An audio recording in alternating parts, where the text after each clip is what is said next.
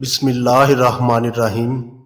آئینہ معرفت کے معزز خواتین و حضرات، السلام علیکم۔ ایک دفعہ کا ذکر ہے کہ حضرت معاویہ بن ابی سفیان رضی اللہ تعالی عنہ ایک دن دمشق میں مجلس لگائے ہوئے تشریف فرما تھے۔ دربار کی جگہ دونوں جانب سے کھلی تھی تاکہ ہوا اچھی طرح گزر سکے۔ ارکان دولت آپ کے سامنے تشریف فرما تھے اور یہ شدید گرمی کا دن تھا۔ حضرت امیر معاویہ نے دیکھا کہ ایک شخص ننگے پاؤں آپ کی جانب بڑی تیز رفتار سے چلا آ رہا ہے۔ حضرت امیر معاویہ رضی اللہ تعالی عنہ نے کچھ سوچا اور فرمایا، آج جو اس کی حاجت ہو سکتی ہے اس سے بڑھ کر کسی کی کوئی حاجت نہ ہوگی۔ پس اللہ کی قسم، اگر یہ فقیر ہوگا تو میں اس کو مالدار کر دوں گا، اگر یہ شکوہ لایا ہوگا تو اس کو ضرور انصاف دوں گا، اگر مظلوم ہوگا تو اس کی مدد کروں گا۔ دیہاتی امیر المومنین کے سامنے آیا اور ادب سے سلام کیا اور پھر کہنا شروع کیا کہ اے حضرت معاویہ رضی اللہ تعالی عنہ، اے علم و فضل والے، اے انصاف کرنے والے، زمین مجھ پر تنگ ہو گئی ہے، میں آپ کے پاس آیا ہوں، مجھے انصاف فراہم کیجئے، مجھ پر ظلم ہوا ہے، اور ظلم بھی ایسا کہ اس سے تو بہتر تھا کہ مجھے قتل کر دیا جاتا۔ امیر المومنین نے پوچھا، اپنا دعویٰ پیش کرو۔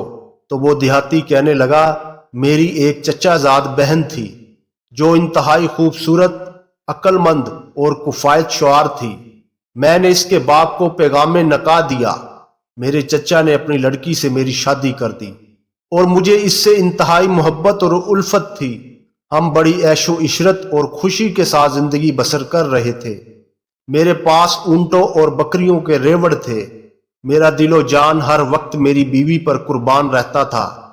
پھر اللہ تعالیٰ کی طرف سے ہم پر سختیاں آنے لگی۔ میری بیوی کو بیماری لگ گئی۔ میں نے اپنا سارا کچھ اس کے علاج پر لگا دیا، یہاں تک کہ میرے پاس کسی قسم کا مال نہ رہا اور میں تنگ دست ہو گیا۔ میں بڑا پریشان اور افسردہ رہنے لگا اور تنگ دستی نے میرے گھر کا راستہ دیکھ لیا۔ میری بیوی سعدی تندرست تو ہو گئی لیکن میں انتہائی غریب ہو گیا۔ میری تنگ دستی کی خبر جب میرے سسر کو ہوئی تو اپنی بیٹی سعدی کو گھر لے گیا۔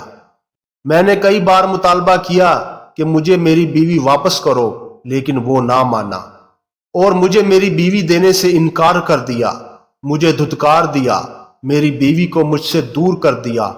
جب مجھ سے کچھ نہ بن سکا تو میں اپنی بیوی کو حاصل کرنے کے لیے مدینہ کے گورنر مروان بن حکم کے پاس گیا اور ان کو شکایت کی تو اس نے لڑکی کے باپ کو بلایا اور پوچھا کہ تو اپنے بھتیجے اور اپنی لڑکی جو کہ میاں بیوی ہیں ان کے درمیان رکاوٹ کیوں بنا ہوا ہے؟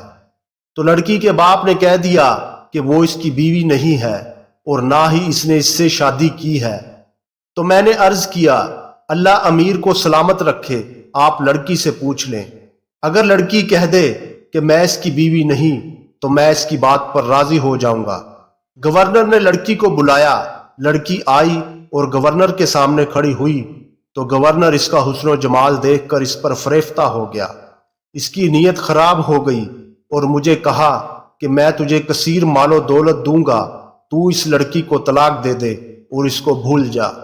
میں نہ مانا تو وہ مجھے جھڑکنے لگا اور سنگین نتائج کی دھمکیاں دینے لگا۔ میں اپنی بات پر قائم رہا تو اس نے لڑکی کے باپ سے کہا، کیا تو اپنی بیٹی کی شادی مجھ سے کر سکتا ہے؟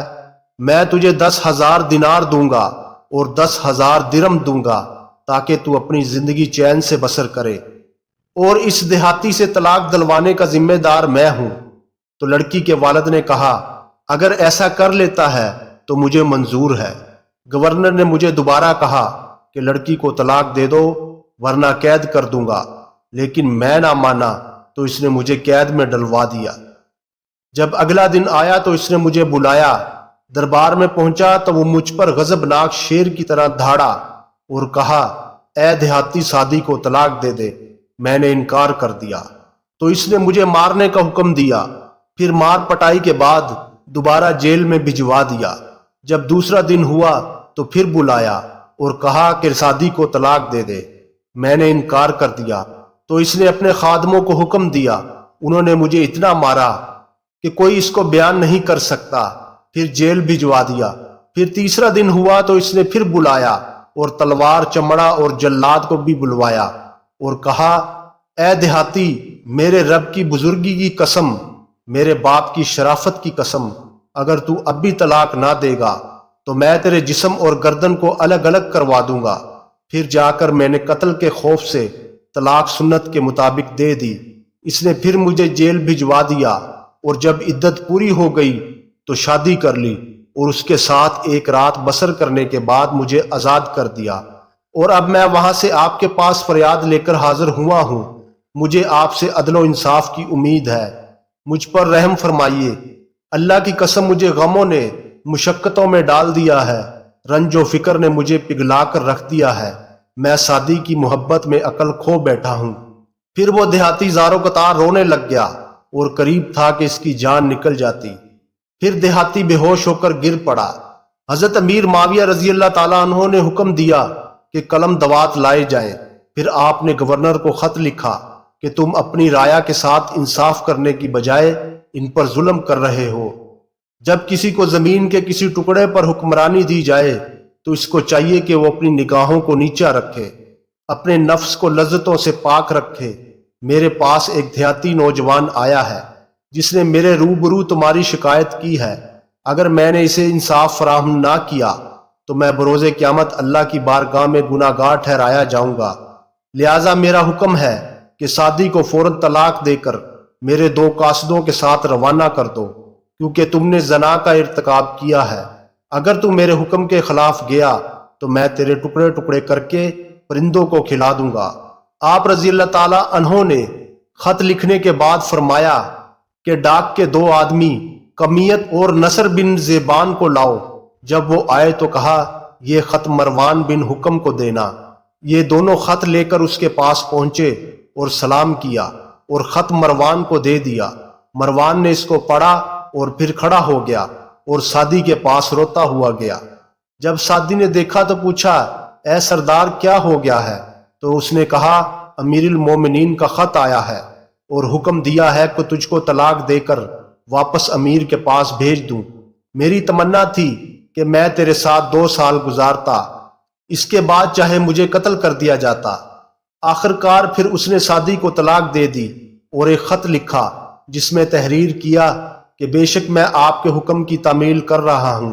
مجھے سعدی پسند آئی تو میں نے اس کے ساتھ زنا کاری نہیں کی بلکہ نکاح کیا، تو پھر آپ نے مجھے زانی کیوں کہا؟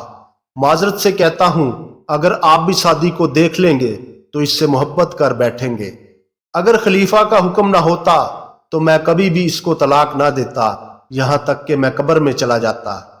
سعدی پر سلام ہو جو اس جوان کو رنج و غم میں مبتلا کر کے جا رہی ہے۔ مروان نے یہ خط قاصدوں کو دے دیا اور سعدی کو حکم کے مطابق ان دونوں کے حوالے کر دیا۔ جب یہ مختصر قافلہ امیر المومنین کے پاس پہنچا تو انہوں نے خط کھولا اور اس کو پڑھا اور فرمایا، اس نے جو لکھا ہے اچھا لکھا ہے لیکن اپنے ساتھ برا کیا ہے۔ پھر لڑکی کو بلوایا تو دیکھا نرم و نازک لڑکی ہے، اس کو دیکھنے والے کی عقل و ہوش اڑ جاتے ہیں۔ امیر معاویہ رضی اللہ تعالیٰ عنہ کو تعجب ہوا اور اپنے ہم نشینوں کو فرمایا، واللہ یہ لڑکی کامل تخلیق والی ہے۔ پھر اس دیہاتی کو بلوایا۔ حضرت امیر معاویہ رضی اللہ تعالیٰ عنہ نے اس دیہاتی کا امتحان محبت لیتے ہوئے فرمایا، کیا تو اس کے بغیر صبر کر سکتا ہے؟